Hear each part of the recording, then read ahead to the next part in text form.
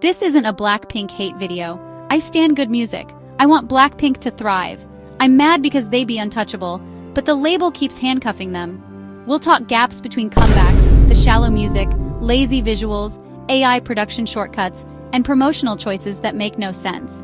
You know Blackpink are global icons, stadiums, fashion collabs, billions of streams. So why does it feel like YG treats them like a side hustle? Today I'm breaking down the ways YG is wasting one of the biggest girl groups in the world. Let's start with the numbers you already know. Blackpink are massive. Coachella headline, luxury brand faces, insane YouTube views, and stadium tours. Yet their musical output? Tiny. Compared to many global acts with similar fame, Blackpink's discography is shockingly small for a group that's been around since 2016.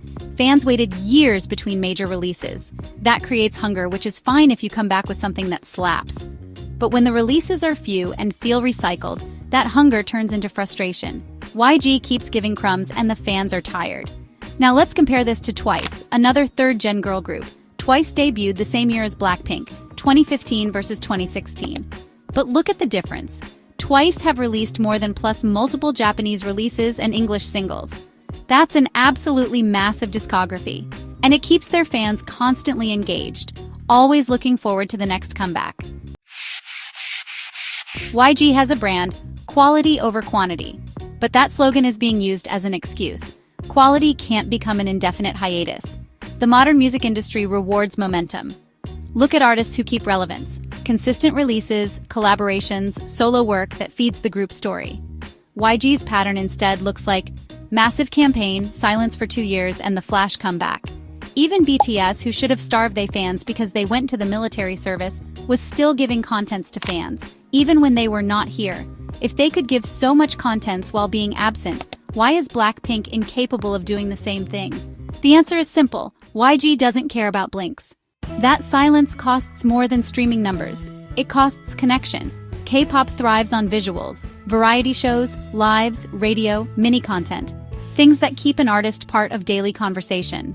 Blackpink's gaps remove them from that conversation, and the label doesn't replace the missing presence with anything meaningful. Now let's talk about the music itself. A lot of fans and critics have called Blackpink's recent tracks recycled. What does that mean? Structure, sonic choices, and the same relies on a beat drop chorus that gets streamed but doesn't linger. The pattern? High-energy intro, whispered verse, pre-chorus that builds tension, giant beat drop chorus. It works on playlists. It doesn't always work as art. When you're a group that's waited years to release, you have an obligation to push creatively, not just to deliver a guaranteed streaming hook. Some of Blackpink's best moments came when they took risks or let members show different sides. YG often plays it safe and funnels resources into visuals and branding instead of experimenting with the music. That's the opposite of nurturing artists. Songs like Playing with Fire and Lovesick Girls are some of my favorite from them, because they actually experience for once instead of always doing the same thing. Here's a hot one: the use of AI visual shortcuts in modern MVs.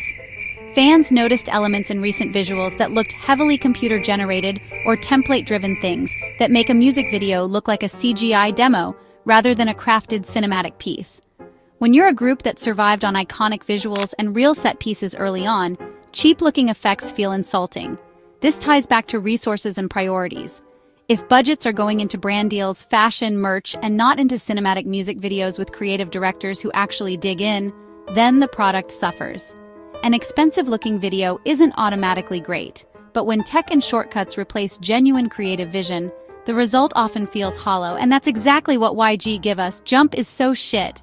From the music to the music video. YG is phenomenal at getting Blackpink into fashion shows, TV shows, red carpets. The group is everywhere, but music promotion? Not the same energy. You'll get a huge fashion partnership and 5 photo shoots in a week, but not a consistent content plan for a new album. That's backwards. The label treats Blackpink like a luxury product line. That approach earns money in the short term but kills artistic growth. Fans buy merch and stream hits, but what do they crave between deals? Content, music, performances? You can't just monetize the image and pretend the music is optional. Man, I hate YG. Cumulatively, these decisions erode trust. Fans don't just want more content, they want respect. They want a label that believes the artists are worth consistent musical investment. When fans feel ignored, they get loud. When fans get loud, labels sometimes double down on what makes money now, not what builds legacy. It's a vicious cycle. But Blinks never learn. I'll say this plainly. The members are talented, professional, and marketable on their own merits. Jennie, Lisa, Rose, Jisoo, each brings something unique.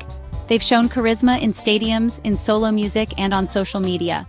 The issue isn't the artists, it's the system. These women deserve a team that prioritizes artistry over purely financial playbooks. If they had a label that supported internal writing, producing contributions, or let them try different genres and formats, we'd be hearing more iconic music, not just safe singles that chart because of fandom power. Should BLACKPINK leave YG? That's the million-dollar question. Leaving a major company is messy. Contracts, legalities, international branding. But the truth is, if the group wants musical freedom and steady output, the label matters. That's why they are all under different labels now, for their solos. But for the group activity, they should definitely leave YG, or maybe this is what the girls wants. Who knows? So that's it. BLACKPINK are icons, but icons deserve better than being used as a brand showpiece. YG has the playbook to fix this, but it needs to stop treating music like an afterthought. What do you think? Should BLACKPINK stick with YG and demand change or find another home? Drop your thoughts below. If you liked this breakdown, subscribe and share. I'll be reading the comments and replying. And if you're a Blink who disagrees, debate me respectfully. I want the best for these women just like you do. Okay, bye peasants.